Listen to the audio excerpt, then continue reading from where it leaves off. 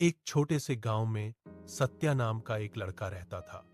वह बहुत दयालु था और हमेशा दूसरों की मदद करता था। एक दिन उसने रास्ते में एक घायल पक्षी देखा। सत्या पक्षी को घर ले गया, उसकी देखभाल की और कुछ दिनों में पक्षी ठीक हो गया। जब उसने पक्षी को उड़ा दिया तो उसे बहुत खुशी हुई। उस दिन सत्या ने सीखा कि असली खुशी दूसरों की मदद करने और दिल से अच्छे इंसान बनने में है। 11 मार्च 2026। मेरे साथ एक घटना घटी थी, लेकिन उसने कभी भी उसे जानने की कोशिश नहीं की।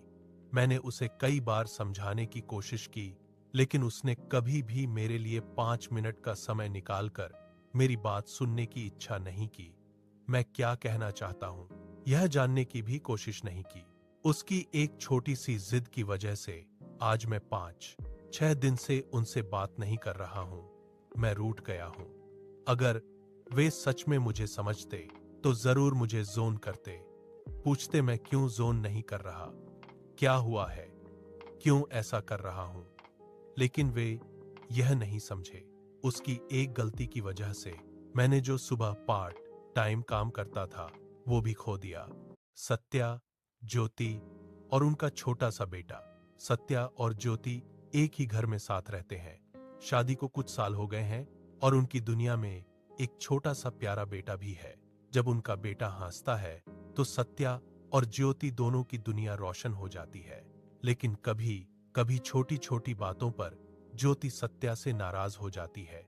घर वही रहता है, परिवार वही रहता है, बस दोनों के बीच थोड़ी सी खामोशी आ जाती है। सत्या अपने बेटे को गोद में लेकर अक्सर सोचता है, काश ज्योति समझ पाती कि मेरा प्यार आज भी वही है। मैं बस चाहता हूं कि हम तीनों की यह छोटी सी दुनिया हमेशा हंसती रहे। कभी कभी खेत में मजदूरी की, कभी सब्जी और कपड़े बेचे और कभी कड़ी धूप में सिर्फ काम ढूंढने के लिए भटका। मेरा नाम सत्यजीत है और मैं एक छोटे से गांव से हूं। जिंदगी ने मुझे कभी एक काम नहीं दिया, बल्कि हर दिन नया काम दिया। कभी खेत में काम किया, कभी मिठाई की दुकान में काम किया, कभी सब्जी बेची, कभी कपड़े बेचे। कई बार ऐसा भी हुआ कि मेरे पास कोई काम नहीं था, लेकिन मैं घर बैठने वालों में से नहीं था। मैं कड़ी धूप में भी निकल पड़ता था, सिर्फ इस उम्मीद में कि शायद आज कहीं काम मिल जाए। जिंदगी ने मुझे सेंटरिंग का काम भी करवाया, पाइलिंग का काम भी करवाया और फिर एक दिन मैं होटल लाइन में आ गया। शुरुआत छोटी थी,